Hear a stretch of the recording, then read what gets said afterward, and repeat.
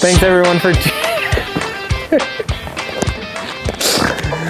Good afternoon. This is Corey Davis with your weekly update for Ogden Avalanche, December 17th, 2025. We just want to thank our sponsors for bringing you our weekly updates: Young Power Sports, Atomic, Banyan Collective, Roosters Brewing, Powder Mountain for supporting Ogden Avalanche throughout the years and their continued support. Thanks to everyone who came to the Backcountry Bash 2 weeks ago now. It was a great turnout once again. That's our main fundraiser for the year and how we provide these weekly updates as well as other programming to folks in the community. All right, so as most people noticed today, it got a little windy here in town as well as in the mountains. Wind gusts were recorded on the top of Strawberry at over 100 miles per hour, which is a normal thing in Mount Ogden, but for the top of Strawberry to blow 108 and then Hidden Lake at Powder Mountain blew in the high 70s. Big wind event, which we're used to in the Ogden Mountains, but with frontal passage today around, I think it was right around 11 o'clock, noon, big winds in the Ogden Mountains. Luckily, we didn't have a ton of snow to blow around, but we did lose a number of trees in the Ogden Mountains to the prefrontal winds.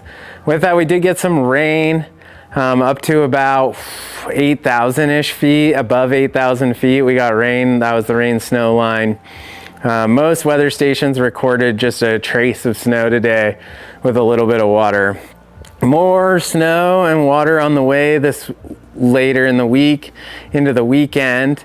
I don't know, we'll see maybe 3 to 5, maybe more if it really turns on and gets cold for us, but that's highly unlikely at this point. So going into next week, we're looking at lingering wind slabs as well as our current persistent weak layer problem in the Ogden Mountains. Still not a ton of snow to slide around on out there.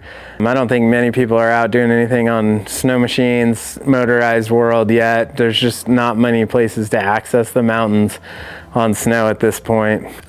You've probably seen the Utah Avalanche Center has been forecasting our persistent weak layer problem for a while now.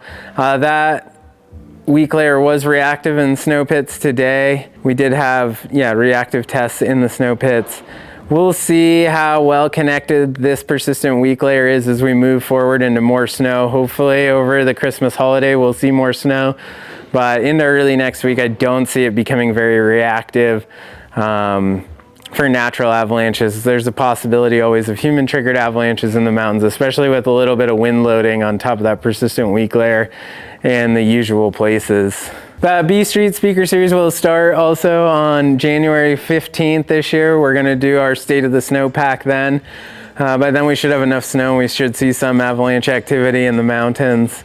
And then stay tuned for other programming at Ogden Avalanche and our weekly updates coming out every Wednesday or Thursday every week. Thanks everyone for tuning in. We'll see you next week.